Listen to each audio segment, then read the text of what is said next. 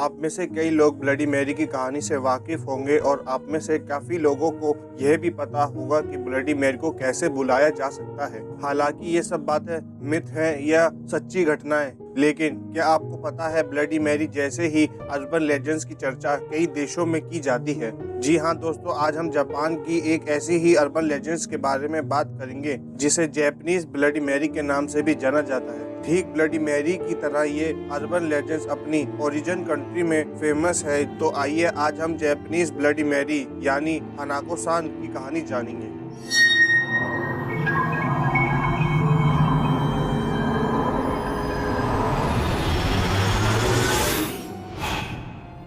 हानाको-सान एक जापानीज नाम है और हानाको को जापानीज में रेस्टरूम भी कहा जाता है। हानाको-सान एक युवा लड़की की भव्य आत्मा है जो स्कूल के रेस्टरूम्स को हॉन्ट करती है और ये जापानीज फोकलोर की सबसे डरावनी योकाई में से भी एक। हानाको-सान की कहानी जापानीज स्कूल के विद्यार्थियों के बीच काफी लोकप्रिय है और स्कूल के विद्यार्थी एक दूसरे को हानाको-सान का आह्वान या जगाने की चुनौती देते हैं एक हिम्मत के रूप में। हानाको-सान का वर्णन कुछ ऐसे किया गया है कि उसके छोटे सीधे काले बाल हैं और वह एक लाल स्कर्ट के साथ एक स्कूल की पोशाक पहनती है।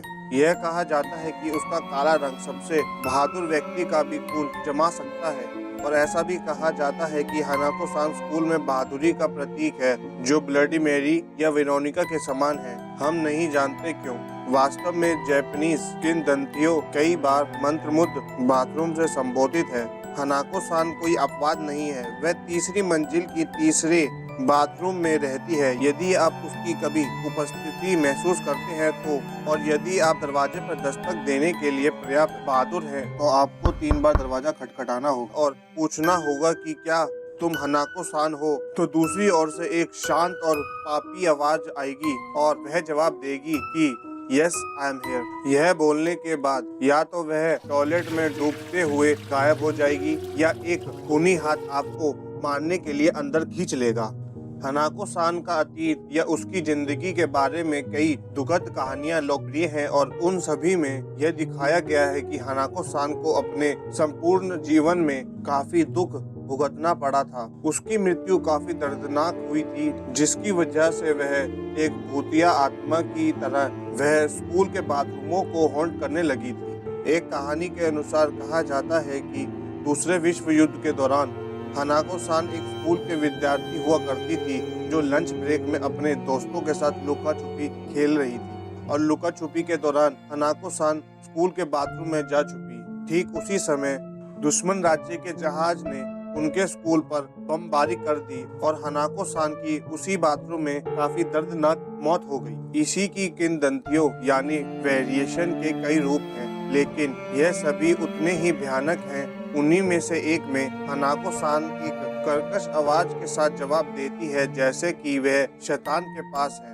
वास्तव में कुछ लोग कहते हैं कि यह एक लड़की नहीं बल्कि शैतान खुद है जो आपको एक मीठी आवाज के साथ बरगलाने की कोशिश कर रहा है। और जब आप बाथरूम का दरवाजा खोलकर अंदर देखते हैं तो आपको वहां एक राक्षस दिखेगा और वह आपको अंदर खींच लेगा। हालांकि जापानी लोगों के लिए 4 दुर्भाग्य संख्या है क्योंकि ध्यानात्मक रूप से यह जापान की किसी स्कूल में मौत शब्द के समान माना जाता है। वे कहते हैं कि आपको चौथे बाथरूम के अंदर जाना होगा और यह बोलना होगा इचिबान में हानाको-सान, निबान में हानाको-सान, सनबान में हानाको-सान, जिसका शाब्दिक अर्थ यह है कि फर्स्ट हानाको, सेकंड हानाको, थर्ड हानाको। तभी अचानक से आपको बाथरूम के ऊपर एक पीला और बदबूदार हाथ आपकी ओर आता हुआ दिखेगा जो आपको पकड़ने की कोशिश करेगा। और हानाको-सान को बुलाने का दूसरा तरीका यह भी है कि आपको बाथरूम के पानी को घूरते हुए 3 बार बिना रुके